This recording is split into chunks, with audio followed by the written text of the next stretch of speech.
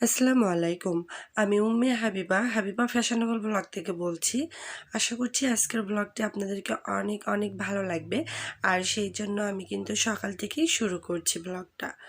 তো এই তো আজকে সকালবেলা ঘুম থেকে উঠে ফ্রেশ হওয়ার পরেই কিচেনে চলে এসে কিন্তু খিচুড়ি রান্না করছি। আর খিচুড়িটা 3 রকমের ডাল দিয়ে রান্না করছি।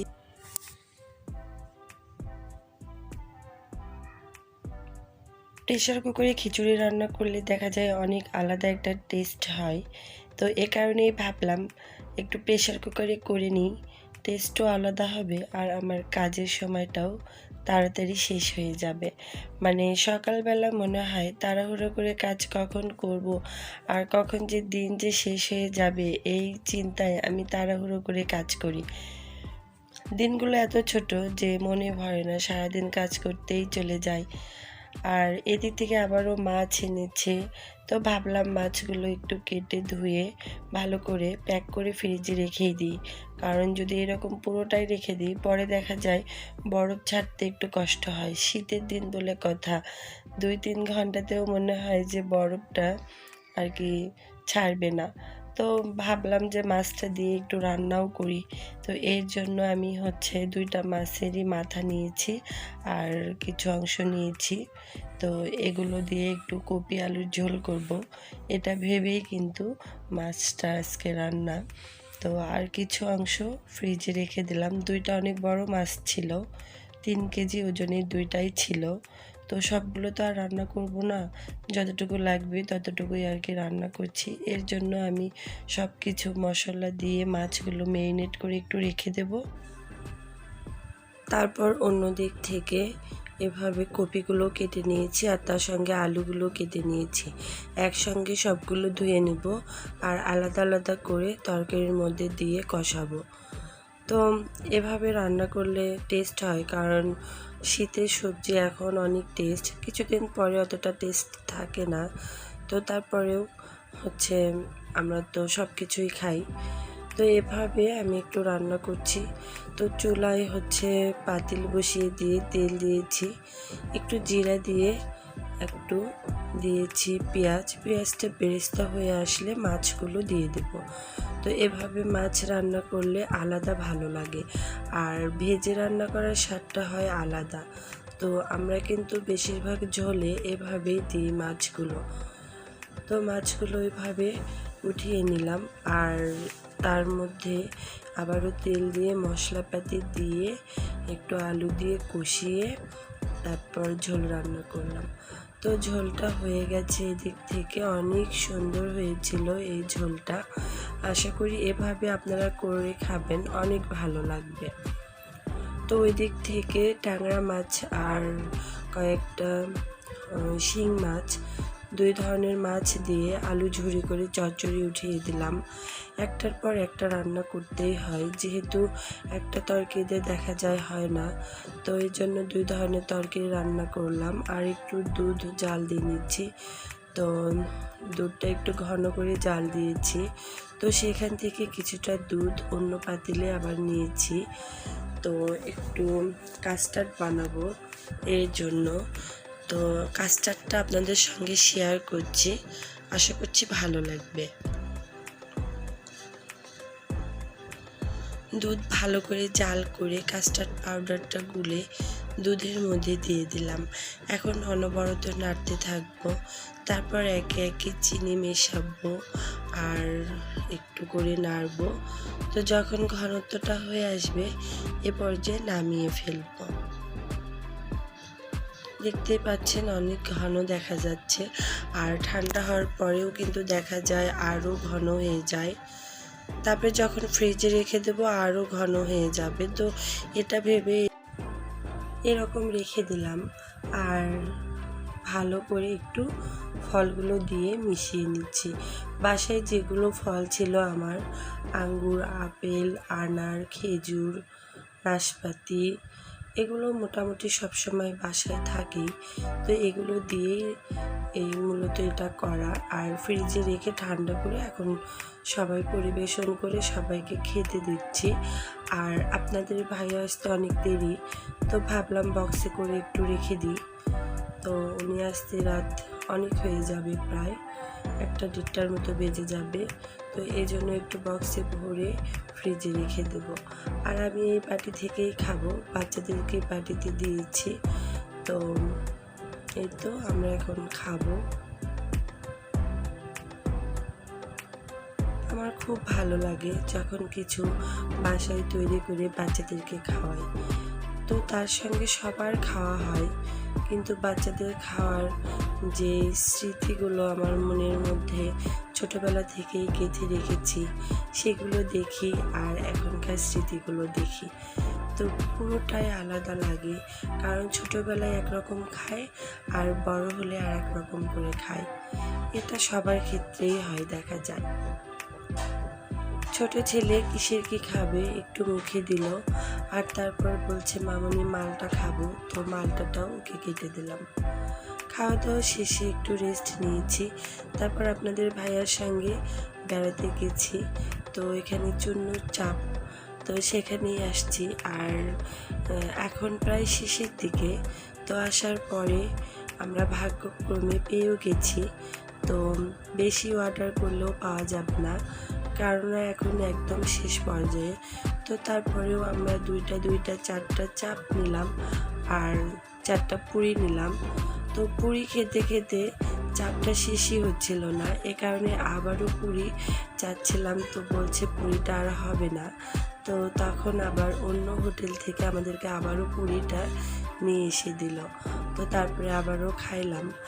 আর ছেলে ছোটটা, বড়টাকে তো নিতে পারি না, ও বড় হয়ে গেছে, মোটরসাইকেলে আর আমাদের হয় না। তো সেখান থেকে এসে ফ্রেশ ট্রেশ হয়ে একদম ঘুমিয়েছিলাম। পরের দিন সকালবেলার এগুলো। তো সকালবেলা বাজার এনেছে, রাত্রে বাজার এনেছিল। তো দেখাই হয়েছিল না, কারণ অনেক রাত হয়ে গেছে, এ কারণে দেখিনি। তো সকালবেলা সেগুলো একটু খুলে দেখছি। তো এর মধ্যে আবার কাঁচা বাজারও এনে ফেললো। তো ভাবলাম ভালোই হলো, এগুলো দেখতে দেখতে ওগুলোও এখন উঠাবো। তো আতপ চাল, খুদ, তারপরে জলপাই, গুড়, পেঁয়াজ, আলু সব কিছুই মূলত নিয়ে এসেছে। মুড়ি লাগতো, তো মুড়ি নিয়ে এসেছে। মোটামুটি যেগুলো খাবারগুলো শেষ হয়ে যায় সেগুলো আমি লিস্ট করে রেখে দিই, আর সময় পেলে আমাকে নিয়ে এসে দেয়। তো জলপাইও নিয়ে এসেছে, জলপাইয়ের আচার করব। আর এর মধ্যে আমি এগুলো দেখতে দেখতেই দেখি কাঁচা বাজারও এসে গেল। এ কারণে ভাবলাম কাঁচা বাজারগুলো ফ্রেশ করে নেব। তো এগুলো ভালোভাবে পরিষ্কার করে নেব লবণ পানি দিয়ে, শসাগুলো। তো এই দিক থেকে পেঁপে নিয়ে আসছে অনেক।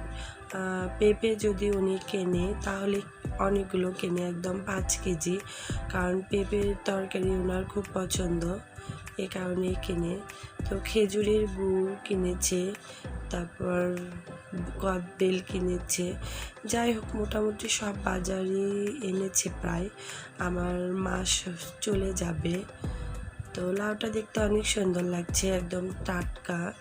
তো এই অবস্থা।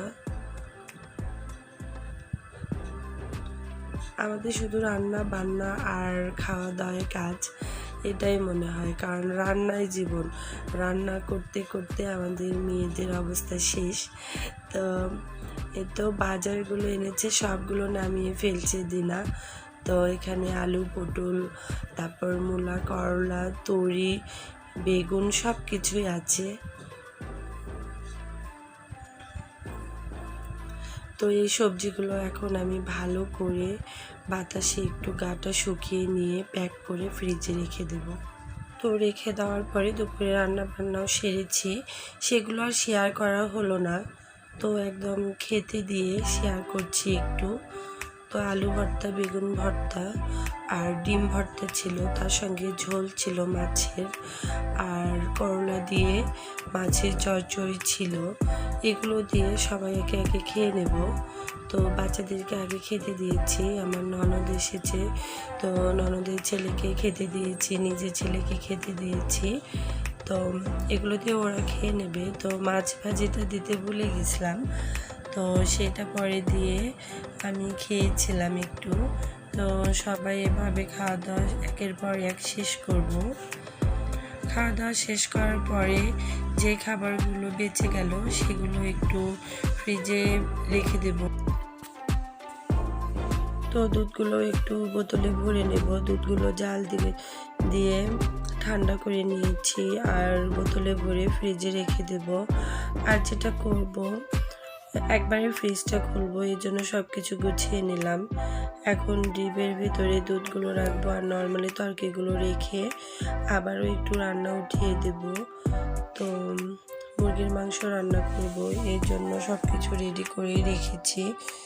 তো আগে এগুলো ফ্রিজে রেখে দিই, তারপর ডিম আছে সেই ডিমগুলো ভালো করে ধুয়ে নেব। তো সেই ডিমগুলো ধুয়ে নিয়েছি।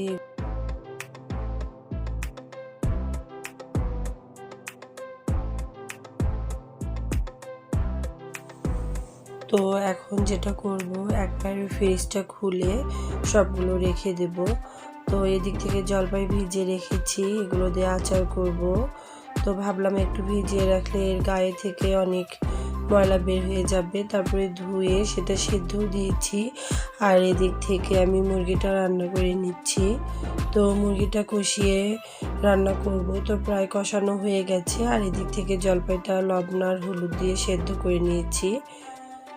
তো জলপাইটা কিন্তু গুড় দিয়ে আচার করব, কারণ সবসময় চিনি দিয়েই করি। গুড়ের পরিমাণটা অনেক বেশি বাসায় রয়ে গেছে, ফ্রিজে রেখে দিয়েছি 3টার মতো। তো সেখান থেকে ভাবলাম 2টা গুড় দিয়ে আচারটা করে ফেলি, তাহলে গুড়গুলো দেখা যায় শেষও হয়ে যাবে। এই জন্য গুড় দিয়ে আচার করছি আর পরবর্তীতে চিনি দিয়েও করব।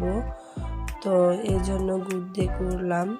তো গুড় দিয়ে আচার অনেক ভালো হয়েছে, অনেক সুন্দর হয়েছে, কালারটাও যেরকম হয়েছে অনেক সুন্দর, খেতেও অনেক ভালো হয়েছিল।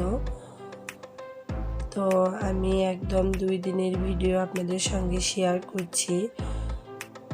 তো এই অবস্থা, এগুলো করে তারপর একটু ছেলেকে নিয়ে বাইরে গেলাম। আর প্রতিদিনের মতো যেরকম সময় পেলেই বাইরে যাই, তো এখন ঘন ঘন একটু যাওয়া হচ্ছে।